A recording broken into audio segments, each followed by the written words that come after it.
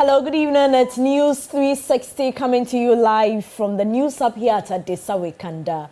I am Portia Gabo. And I am Martin Asiedu Data. These are the headlines for the next 1 hour. News 360 headlines is brought to you by Flamingo Paint, Pepsodent Charcoal and Pepsodent Herbal, EcoBank. The Minister for Communication, Digital Technology and Innovation, Sam George, justifies upcoming biometric SIM registration.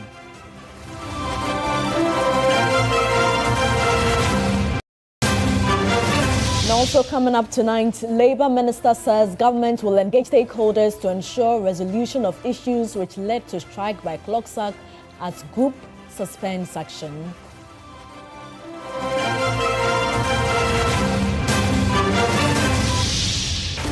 Later in the bulletin, access to safe blood remains critical as hospitals face shortages, prompting health authorities to encourage more voluntary blood donations nationwide. In business news tonight, Ghana's economy records 6% GDP growth in 2025 as services and non-oil sectors drive expansion amid easing inflation.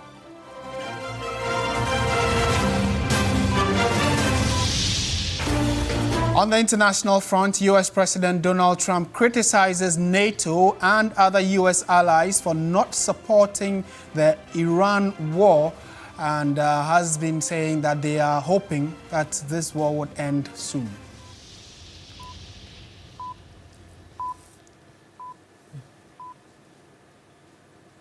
We're live around the world on 3news.com. We are streaming on Facebook, YouTube, and also on Twitter. So do send us your messages on the stories we have for you tonight. We begin from the Labour front, where the Minister for Labour, Jobs and Employment, Dr. Rashid Pelpo, has commended the Civil and Local Government Staff Association of Ghana for calling off its strike and granting government a 2-week window to address their concerns. Speaking exclusively to our Labour Affairs correspondent, Daniel Opoku, Dr. Pelpo indicated that government will immediately begin engaging key stakeholders on increasing budgetary allocation to resolve their grievances raised by Clocksack before any further industrial action is considered. The Civil and Local Government Staff Association of Ghana, Clocksack, says its decision follows the receipt of formal communication from the government, assuring members of its commitment to resolving the outstanding issues. Executive Secretary of Clocksack, Isaac Bampoado, explained that the suspension is based on the government's assurances. He has therefore directed all members to resume work on Tuesday, March 24, 2026. National Executive Committee (EXECO) of Civil and Local Government Staff Association Ghana, Clocksack, on 17th March 2026, reviewed the appeal by government to call off the nationwide strike action and allow government 14 days to come to an amicable resolution of the issues with the salary structure and conditions of service of members of Clocksack. EXECO therefore has suspended the nationwide strike. All members of Clocksack are to report to work by Tuesday, 24th March 2026. The Minister for Labour, Jobs and Employment, Dr. Rashid Pelpo, praised the association for suspending the strike and allowing space for dialogue. We hope that within 14 days, all the areas, all the people that need to be consulted, agencies that need to be consulted, would have been consulted, and we would have been able to sit down and look at the way forward. Dr. Rashid Pelpo added that the government will immediately commence consultations with relevant stakeholders to address Clocksack's concerns. You do a budget and consider within the financial year everything you are going to do. Now, if something comes within the space before you end the financial year, it means that there is an intrusion into an established approvals by Parliament. And so in that respect, you have to now do a lot of consultations. In a related development, the National Labour Commission has directed Clocksack to appear before it on Wednesday, March 18, 2026. However, Executive Secretary of Clocksack, Isaac Bampoado, says the association will not honor the invitation. To the best of our knowledge, we've not received any invitation from the National Labour Commission. Meanwhile, we ourselves, we have already sent them to court. So this is not an issue for us to discuss. The matter is in court. Right. So if they like, they can meet us in court. Meanwhile, the president is meeting with Clocksag and other members of organized labor, so subsequently we'll update you on the outcomes of that meeting at the presidency. Let's go to the courts now. The Accra High Court has admitted into evidence the full set of bank statements from UMB Bank for former National Signals Bureau Director Kwabena Edubuahin. The statements tendered in evidence during proceedings cover the period between January 2017 and February 2025. Defense lawyers attempted to show the court Edubuahin has personally pre-financed Signal Bureau activities for which he received reimbursements. Lord Eduasare reports. Kwabena Edubuahin and his wife, Angela Ejay Boateng, face multiple charges including stealing, causing financial loss to the state, and money laundering. The charges relate to a 49.1 million cedi cybersecurity software deal involving the national security. Lawyers for the accused, led by Samuel Atachia, during cross-examination of the prosecution's second witness, established a pattern of deposits made by the former National Signals Bureau director to the account of the National Security Coordinator to pre-finance operations. The head of finance at the National Signals Bureau, Ruby Edith Edumwa, admitted in court that without the infusion of approximately 2.7 million cedis and 1.6 million cedis at different times into the coordinator's account, payment to Ability Computers and Software Industries of Israel would not have been possible. The witness also acknowledged that at some point, the national security was cash-strapped, with a balance of about 11,000 cedis in the National Security Coordinator's account, a situation that required Kwabena Edubuahin's intervention. Responding to a question concerning an email sent by UMB Bank to the Economic and Organized Crime Office regarding the bank statement of Kwabena Edubuahin, the witness affirmed that although the statement covered the period from January 2017 to February 2025, the Attorney General had not disclosed the entire document. Lawyer Samuel Atachia therefore urged the court to admit the full bank statement from January 2017 to February 2025 into evidence, but Principal State Attorney AC Denta Yanka objected to this submission. She argued that the document was not authored by the witness and therefore she could not speak to it. In his ruling, Justice Francis Achponga noted that the documents would be admitted as evidence since the statement had already been partially tendered without any objections. This means that the courts will be able to rely on the bank statements as evidence during the trial of the former National Signals Bureau Director. The case continues on Wednesday, March 18. Lord Eduasare, TV3 News, Accra. And away from the courts, President Mahama's directive to double the number of people recruited into the security services annually has sparked even more debate, while the minority in Parliament say this hardly resolves the issues plaguing the recruitment process. A security analyst worries about the implications the directive may hold. Noura Mohammed has more. After over 500,000 people applied to be recruited into security agencies such as the Ghana National Fire Service, the Ghana Police Service, the Ghana Immigration Service, and the Ghana Prison Service, the huge number has reignited conversations about the high levels of unemployment in the country. The Interior Ministry, upon screening and vetting applicants, announced that although 105,000 applicants had qualified for medical screening, only 5,000 would eventually be enlisted this year due to fiscal constraints. Meanwhile, after multiple calls for government to review the acceptance rate, President Mahama directed the Interior Ministry to increase the number from 5,000 to 10,000 to meet a target of 40,000 new recruits over 4 years. However, some say this move may be a politically motivated maneuver to deflect criticism rather than a sustainable policy to address unemployment.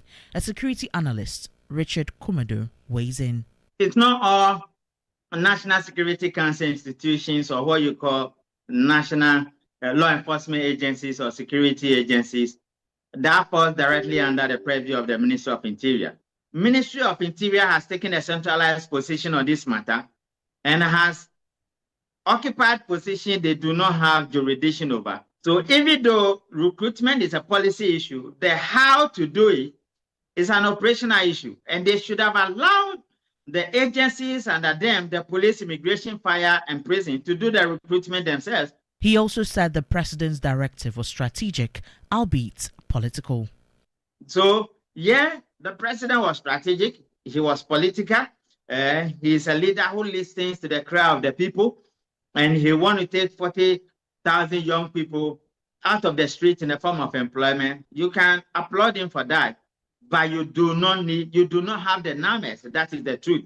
You need more numbers than just 40,000 for these four agencies. The minority leader in Parliament, Alexander Afenyo-Markin, says the increment does not resolve the fundamental issue of unemployment. We've seen a statement issued by the Minister for Government Communication talking about an increase in the number from 5,000 to 10,000 every year.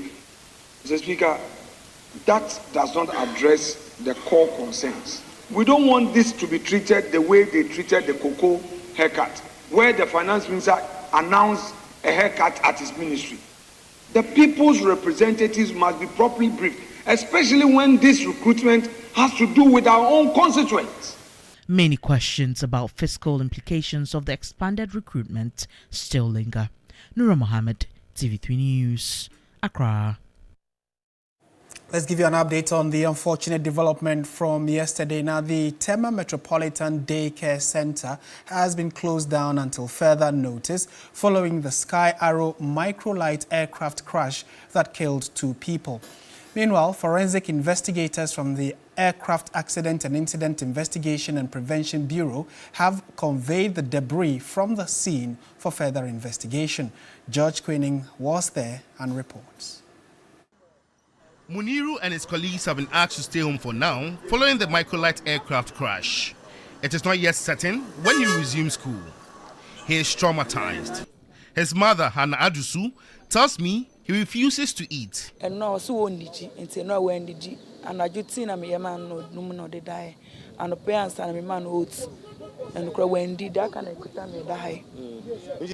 Yesterday, he didn't eat.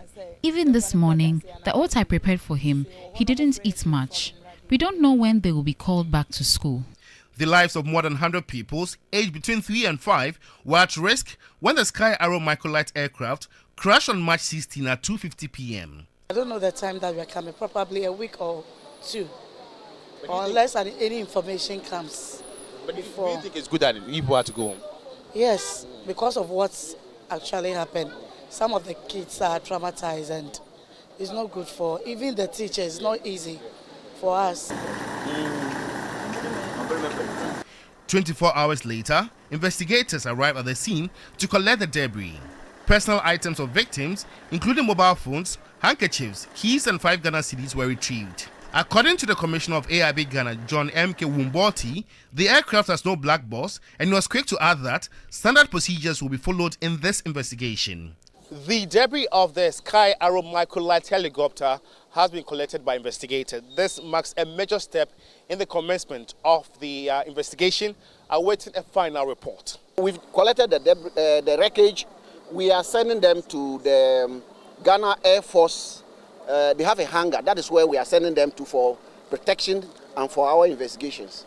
And so we will come out and let the public know who were the victims and who are their families. We have clearly protocols that we have to follow. There's no investigation that is the same. Investigations are different. Every incident is different from the other one. But we have a general rule, and so that is what we are going to use. Residents used the opportunity to get close to the scene after security left once the debris had been collected. As it stands now, we cannot confirm when the Tema Metropolitan Daycare Center will reopen. It has a school population of more than 100 pupils, but the headmistress has confirmed that some psychological sessions will be activated for parents and pupils. George Quinning, TV3 News, Tema. In more news tonight, access to safe blood remains one of the most critical needs in hospitals across Ghana. From emergency surgeries to childbirth complications, doctors rely on a steady supply of blood to save lives. Yet health authorities say voluntary blood donation remains lower than what the country requires. Christabel Success Trevor explores the challenges surrounding blood donation in Ghana and why more people are being encouraged to step forward. Every day in hospitals across Ghana, doctors ask for something that cannot be manufactured in a laboratory: blood. For accident victims, mothers experiencing complications during childbirth, and patients undergoing surgery, access to safe blood can mean the difference between life and death. But while the demand for blood continues to grow, the country still struggles to collect enough blood from voluntary donors. Yet, blood banks often rely on family members and emergency donors when supplies run low. The challenge is not just about demand, it is also about participation.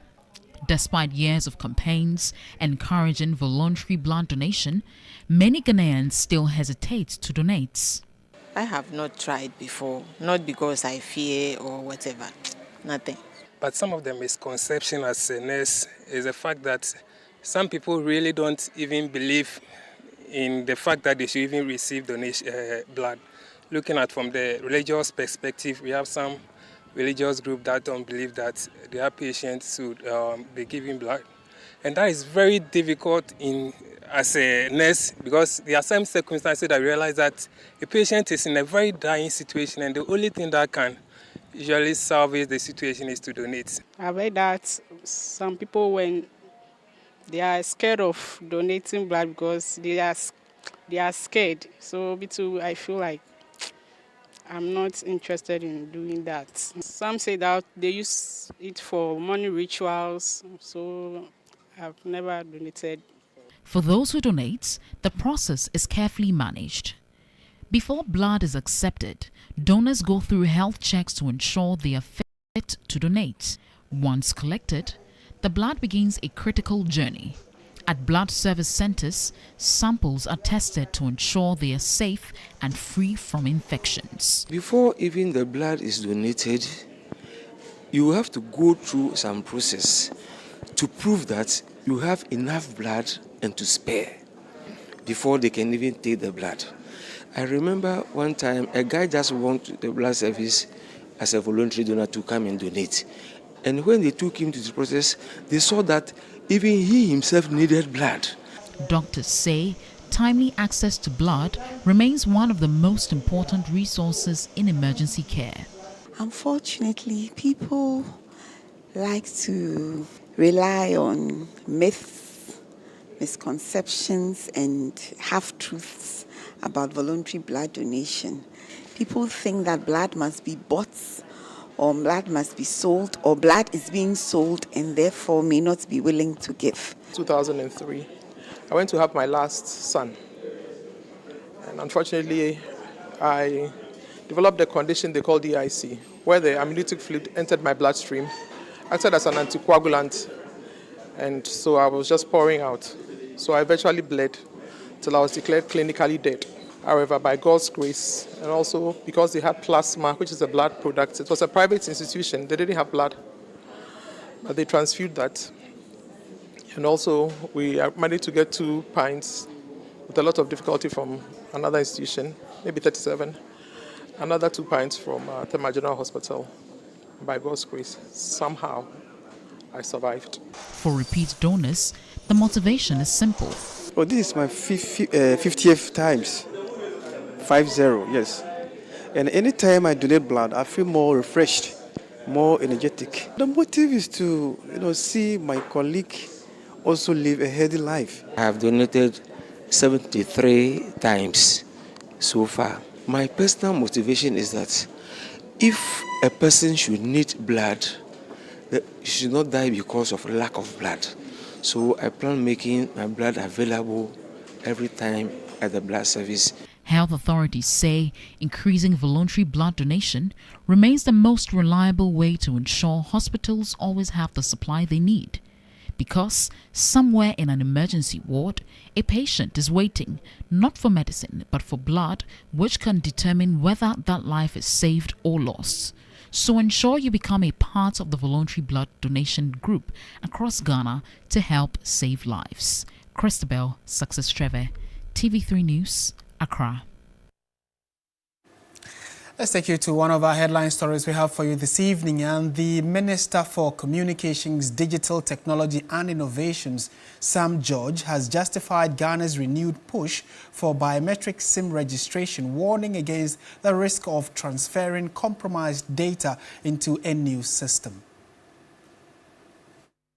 Ghana is set for another SIM registration exercise after the Communications Minister, Samuel George, noted that the current data is not fit for purpose. Ghanaians have undergone SIM registration exercises over the course of the Fourth Republic, the most recent being the Ghana card-linked registration under the erstwhile Akufo-Addo administration. But according to the Minister for Communication, Digital Technology and Innovation, the current data includes entries that were fraudulently acquired, prompting a decision to migrate the existing data. The critical thing I complained about, for which reason I said the registration in 2021 to 2023 should not have happened, was the lack of biometric verification. The lack of things that we are doing today, the use of OTPs, ensuring that SIMs for foreigners are churned after 90 days. So basically what I am doing today is walking the talk that we spoke in opposition. So we're looking to fix all of those problems, and I believe strongly in my heart that this is going to be the very final SIM registration exercise that we are doing. The new biometric SIM registration exercise, the minister argued, has been designed to, among other things, help reduce mobile money fraud. If you're using a SIM card today that is acquired fraudulently using somebody's Ghana card, don't forget that now when that person uses his Ghana card to do his own registration, he will set his primary number. So if you try to register that same, because maybe you have a copy or a photograph and you try to enter the details, when you try to do the liveliness test, the system will flag it. Because we will be able to block every SIM card that was not registered by the real owner of the Ghana card will not be able to go through this process. And that's why we're refusing to do a wholesale transfer of what has been already registered. Director General of the National Communications Authority, Reverend Engineer Edmond Irenchi Fianku, told journalists that an audit of the 2021-2023 registration data revealed no fingerprint matches when cross-checked with the NIA data. So this is a very small sample that we tested. And so about 81% had a facial match. And by the next slide, when it came to the fingerprint, it was 0.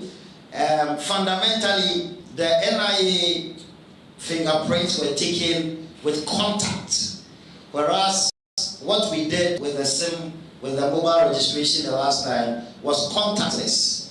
And fundamentally, it would create a challenge as far as matching the two fingerprints are concerned. The Vice President, Professor Nana Jane Opoku-Agyeman, has renewed calls for Ghanaians to embrace agriculture as a pathway to national development and self-reliance. During a working visit to the Ministry of Food and Agriculture, she said Ghana has no excuse to depend on food imports despite its favorable climate. The Minister for Food and Agriculture, Eric Opoku, first announced major gains in the sector to the Vice President and the team. He said the food buffer stock recorded a 91 million Ghana cedis profit in 2005, with warehouses across the country now fully stocked. Eric Opoku said government is targeting a 6-month national food reserve to respond to emergencies. The Agric Minister also highlighted progress under the Feed Ghana program and the Nkoko Nketenkete poultry initiative aimed at reducing the country's heavy reliance on imported poultry. And we are also providing 250 solar-powered boreholes for the farmers, especially the women and the youth, to go into tomato and pepper, onion, and then vegetable production. We have put the women into clusters. We have secured the land. And then we are now drilling the boreholes for them to be in production all year round. It is our hope that if we're able to execute this, we'll bring an end to the importation of tomatoes from Burkina Faso. Vice President Professor Nana Jane Opoku Ajiman commended farmers, women, churches and research institutions such as the Council for Scientific and Industrial Research for supporting food production and urged stronger collaboration to boost output. We have no excuse not to grow our food, not to rear our birds, not to satisfy our fundamental need. So I want to commend you for everything that you are doing to ensure that you can become truly independent. You are not independent when you live in a place where you can grow your food and you are importing food. That should be a thing of the past. At the presidency, the vice president visited the Office of Government's Communication, where she called for innovation in public information delivery and urged staff to adopt the digital trends. Sometimes we get too comfortable where we are, and then we lose sight of the changes around us. We should be very alert to them and find ways in which it's not about fighting people, but it's about collaborating, and it's about trying to put yourself above the curve. How do I do that? We all know that information is never innocent. Insofar as it is based on selection of material, definitely it implies that some of the material has been left out. So what has been left out and how do you come in? Government spokesperson Felix Kwachi Ofosu on his part disclosed that reforms have reduced staff strength in the communication sector from 104 to just 18 to improve efficiency. Felix Kwachi Ofosu also announced that President Mahama will begin a nationwide Resetting Ghana tour starting from the Bono region. It's a nationwide activity where he will lead a number of ministers to join regional ministers and local government officials, DCs and other officials to engage the people in the regions, tour various project sites. He also revealed that his outfit through the Government Accountability Series would give an update on the Women Development Bank. The Vice President's visits form part of efforts to assess performance across ministries and strengthen government delivery. The Ghana Exim-Import Bank, in collaboration with the Ministry of Trade, Agribusiness and Industry, has launched the Maiden Ghana Agrotech Fair 2026. The national event is designed to highlight the role of technology and innovation in transforming agriculture. The fair focused on showcasing locally manufactured equipment and homegrown technological solutions to promote industrialization and export development. It showcased innovative technologies aimed at boosting productivity and transforming agricultural systems. President Mahama highlighted the importance of treating agriculture as a strategic pillar of economic growth. This fair aligns closely with the priorities of my government's Feed Ghana program and the broader Agriculture for Economic Transformation agenda. Agriculture must no longer be treated solely as a subsistence sector, but as a strategic pillar of national economic growth, industrial expansion, and export development. The Minister of Trade, Agribusiness and Industry, Elizabeth Ofosu-Jare, emphasized the need for innovation and technology to drive the agribusiness sector policy. CEO of Ghana Exim Bank, Sylvester Edinam Mensah, urged stakeholders in the agricultural value chain and the general public to take part in the Agrotech Fair. This fair is both a showcase and a catalyst for transformation. At Ghana Exim Bank, we remain committed to support this transformation. Some exhibitors shared their experience. We are displaying the DJI Agras T100. So it carries as much as 100 liters of liquid, being it insecticide, whatever chemicals you mix, 100 liters it will carry and then spray as in how you want it. A system called an aquaponics system, where we have fish in a tank and then we have plants overhead the fish. So that you feed the fish and then the fish will in turn feed your plants. The Ghana Exim Bank Agritech Fair 2026 will end on March 19. This is News 360 on TV3. We are live from our studio here at Adisanwe Kanda in Accra. Business, sports and entertainment are coming right up. Do stay with us.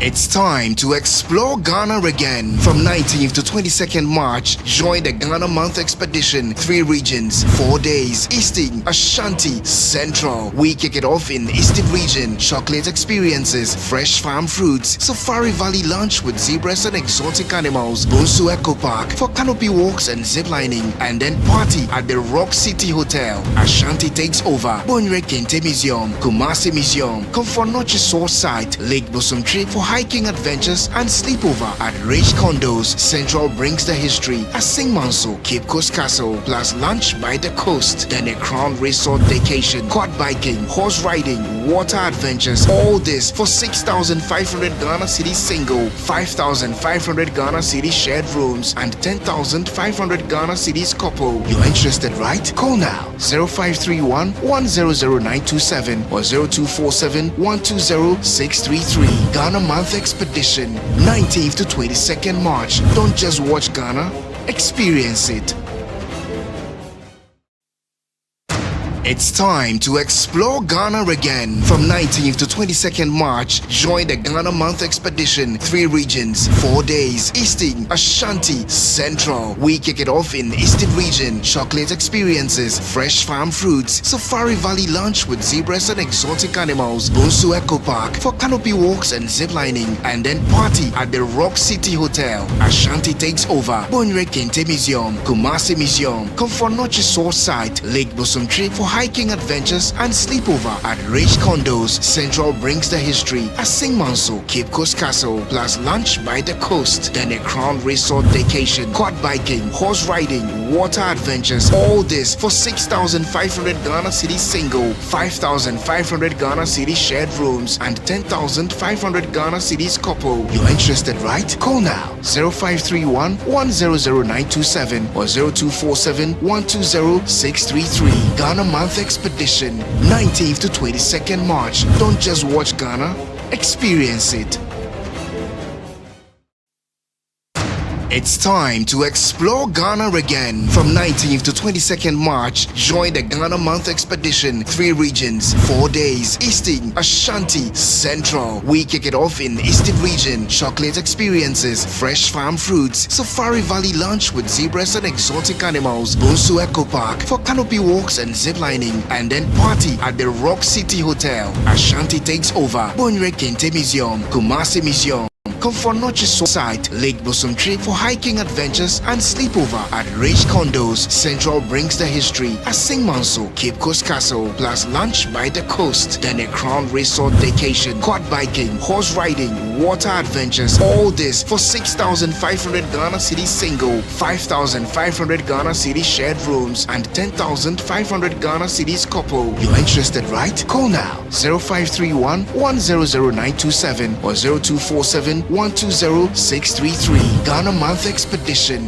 19th to 22nd March. Don't just watch Ghana, experience it. It's time to explore Ghana again. From 19th to 22nd March, join the Ghana Month Expedition. 3 regions, 4 days. Eastern, Ashanti, Central. We kick it off in Eastern region. Chocolate experiences, fresh farm fruits, Safari Valley lunch with zebras and exotic animals, Bonsu Eco Park for canopy walks and ziplining, and then party at the Rock City Hotel. Ashanti takes over. Bonre Kente Museum, Kumasi Museum, Comfort Noche Source Site, Lake Bosumtri for hiking adventures and sleepover at Rich condos. Central brings the history. Asing Manso, Cape Coast Castle, plus lunch by the coast. Then a Crown Resort vacation, quad biking, horse riding, water adventures. All this for 6,500 Ghana Cedi single, 5,500 Ghana Cedi shared rooms, and 10,500 Ghana Cedis couple. You're interested, right? Call now 0531 100927 or 0247 120 633. Ghana Month Expedition, 19th to 22nd March. Don't just watch Ghana, experience it. It's time to explore Ghana again. From 19th to 22nd March, join the Ghana Month Expedition. 3 regions, 4 days. Eastern, Ashanti, Central. We kick it off in Eastern region. Chocolate experiences, fresh farm fruits, Safari Valley lunch with zebras and exotic animals, Bonsu Eco Park for canopy walks and ziplining, and then party at the Rock City Hotel. Ashanti takes over. Bonre Kente Museum, Kumasi Museum.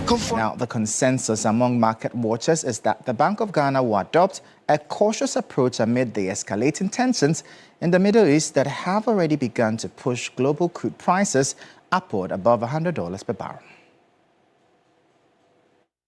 Macroeconomic indicators have trended favorably in early 2026, creating a strong argument for a dovish move. Headline inflation dropped to a multi-decade low of 3.3% in February. The cedi has remained resilient, providing a stable environment for businesses. Commercial banks have begun to lower borrowing costs, signaling improved liquidity. The domestic environment screams for a rate cut to support the real sector. The risk of imported inflation from the Middle East may force the MPC to maintain the status quo. Finance and tax analyst Nelson Kujo Kwagbeji projects rate cuts by 100 to 200 basis points. We expect the Bank of Ghana to be cautious and very prudent. And so at the end of the policy meeting, we expect the Bank of Ghana to cut down on the rate moderately by some 100 to 200 basis points to about 13.5%. And once this is done, we expect, Ghana reference rate, which is currently at 11.74%, to go down. Financial economist Dr. Eric Bwachiyadom wants the policy rates to mirror Treasury bill rates.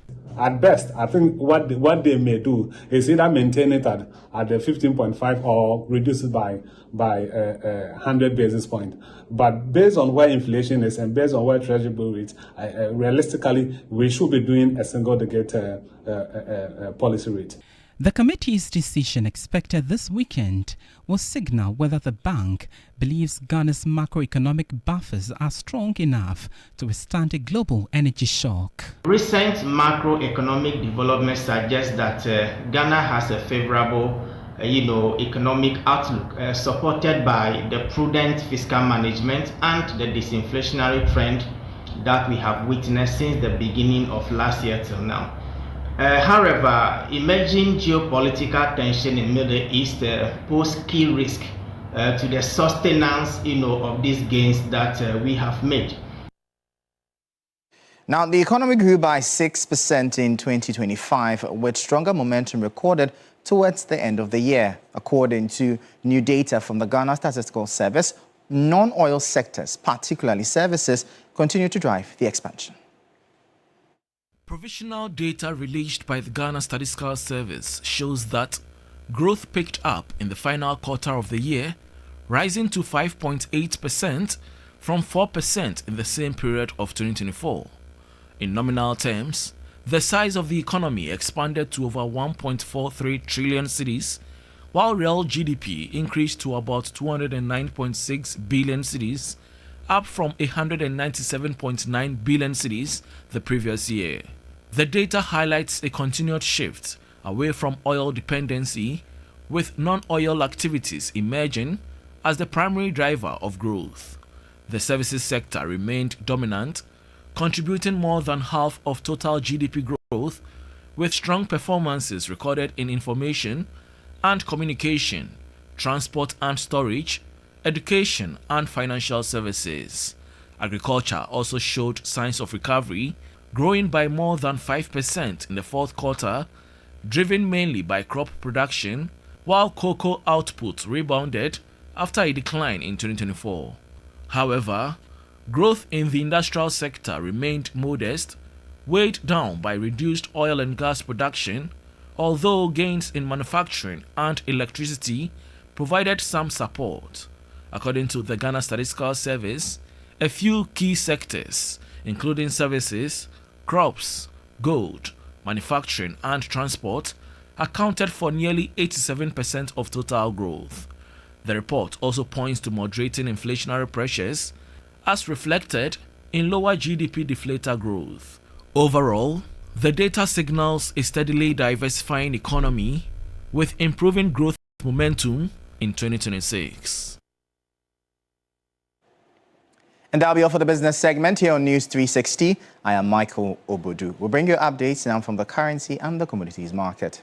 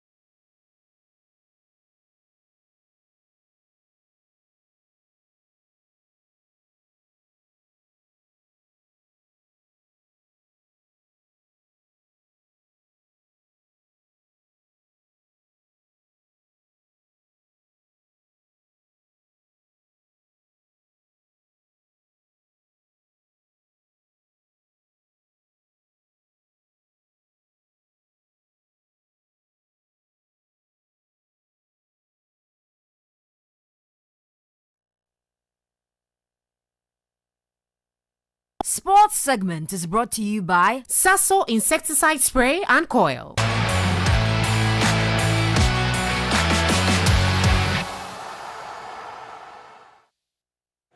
Hello, good evening and welcome to the sports segment here on News360 with me, Oreku Ampofo.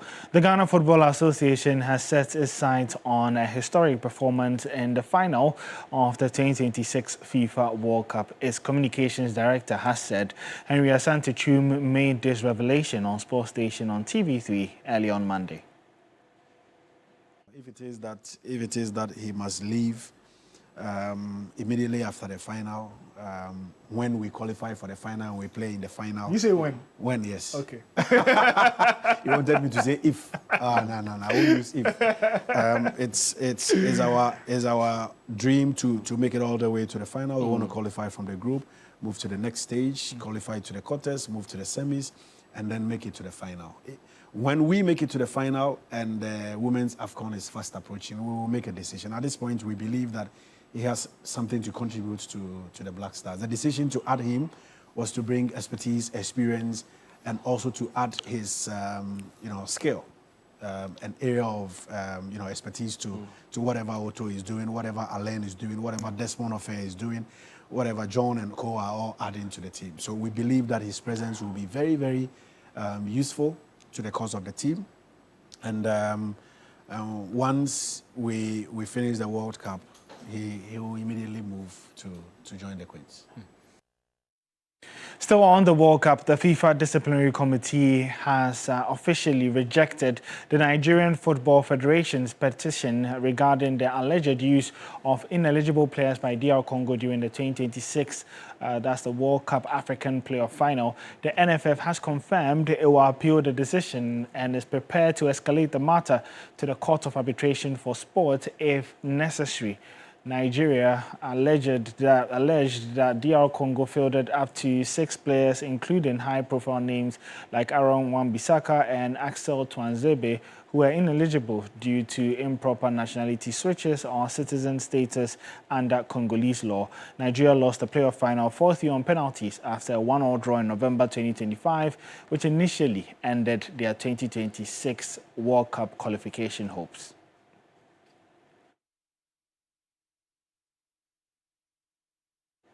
Well, there's a lot to look forward to in the Champions League later tonight. In fact, currently, Sporting CP are leading Bodo Glimt by 3-0 and have overturned that 3-goal deficit. And so they are heading to extra time. However, other teams like Manchester City and Chelsea will be hoping to replicate such comebacks against Real Madrid and Paris Saint-Germain, respectively. Let's cross over now to Elizabeth Sayhall in the University of Ghana.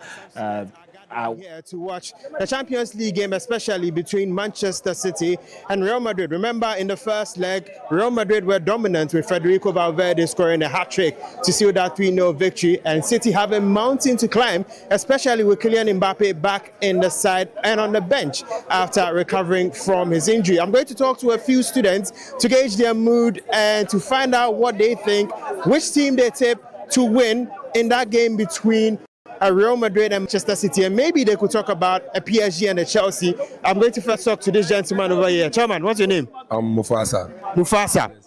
You be Real Madrid fan or you be Man City fan for tonight? I'll be Man City fan for tonight. Man City fan. What do you think the scoreline is going to be? Oh, Man City is qualifying.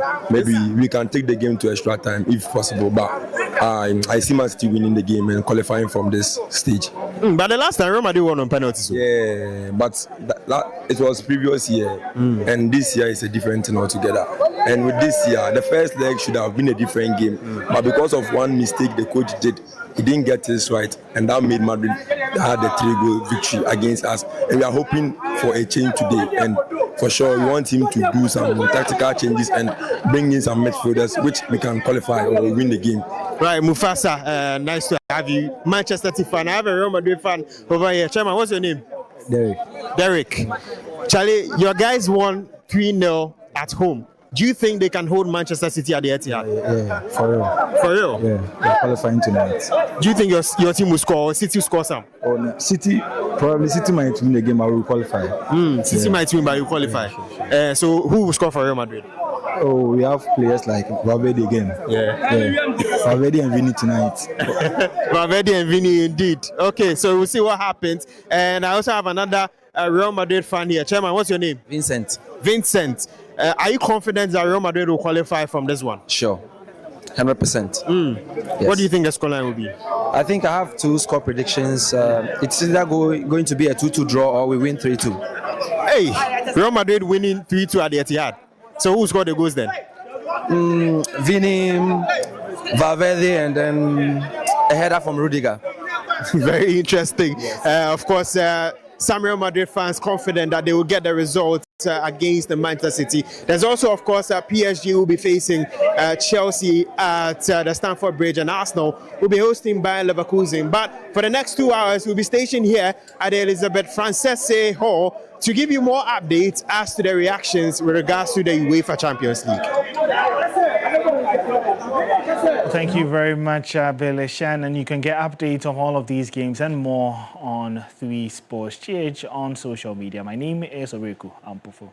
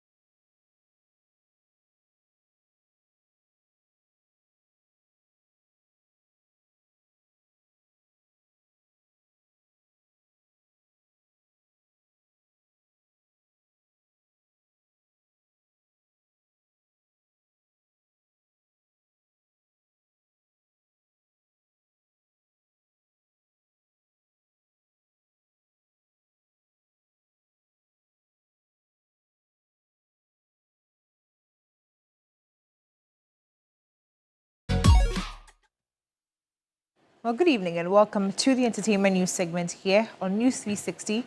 My name is Noella Donko. Now, aimed at highlighting Ghana's rich culinary heritage, the Ghana Tourism Authority successfully hosted Taste 69 at 69 as part of Ghana Culture Week. Now, the authority's chief executive officer says Ghana cuisine remains a powerful expression of the country's cultural identity and has the potential to drive economic growth.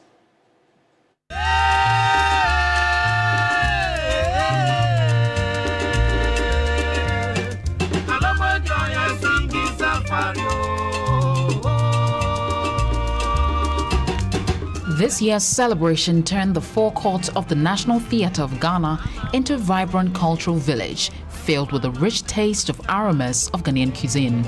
And then Gary photo. Fantastic. Fantastic. And then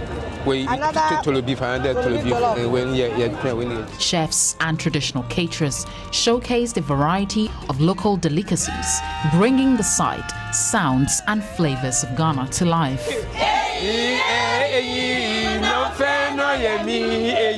Food is for tasting, not for eating to me. We want to taste all the 69 dishes. These 69 dishes were derived from our 16 regions in Ghana. Every region has its indigenous cuisine and the way they present their food. The event aimed to celebrate Ghana's culinary heritage while promoting food tourism as a key part of the country's tourism growth. The Chief Executive Officer of the Ghana Tourism Authority says Ghanaian food remains a powerful expression of the country's cultural identity and has huge potential to boost economic growth. Is that food is an integral part of our culture. She also encouraged restaurants, chefs and caterers to prioritize local dishes on their menus to help preserve Ghana's rich culinary traditions. I'm asking all our restaurants and hotels to make it a point to always showcase Ghanaian dishes. Always make sure that you are ambassadors. You, the restaurant proprietors and our hotels, you should be our ambassadors when it comes to food. Display our meals, because when we go to other countries, they display their meals. They don't display our meals. So it is time for us to campaign that almost every restaurant should display Ghanaian meals.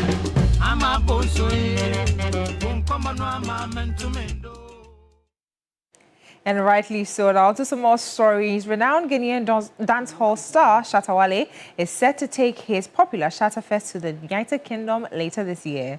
In a post shared on his Facebook page on Monday, March 16, the musician announced that Shatta Fest UK 2026 will be held in collaboration with the well-known diaspora event Ghana Party in the Park. According to the artist, the event promises a full day of music, dance, culture and high-energy performances from Shatta Movement Camp. The festival is scheduled to take place on August 4 from 12 p.m. to 9 p.m. at Copthall Playing Fields. And that's it for the entertainment news segment here on News360. My name is Noella Donko. And thank you so much, Noella. Coming up, international news.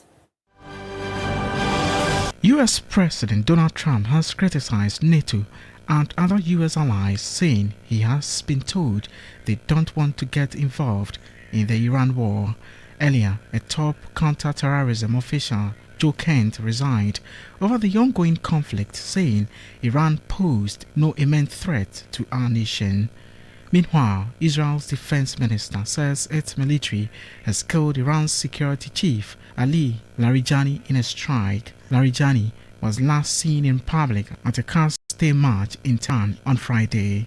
Also killed in Israeli strike is the head of the paramilitary Basij force, Ghulam Reza Soleimani, which killed thousands of civilians in anti-government protests earlier this year.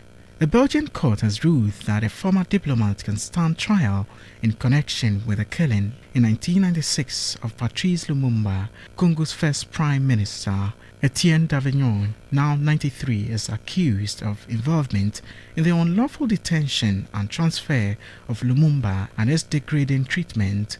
Davignon was a trainee diplomat at the time and went on to become a vice president of the European Commission. He is the only surviving member of the 10 Belgians accused in a criminal case brought by Lumumba's family in 2011. Thank you so much for watching News 360. It was live from our studio here at Adisanwe Kanda in Accra. My name is Martin Asiedu Date. And I am Portia Gabo. Do join Beatrice Edu at 9 p.m. for Agenda. And at 10 p.m. there's Ghana Tonight with Alfredo Kansi. Good evening.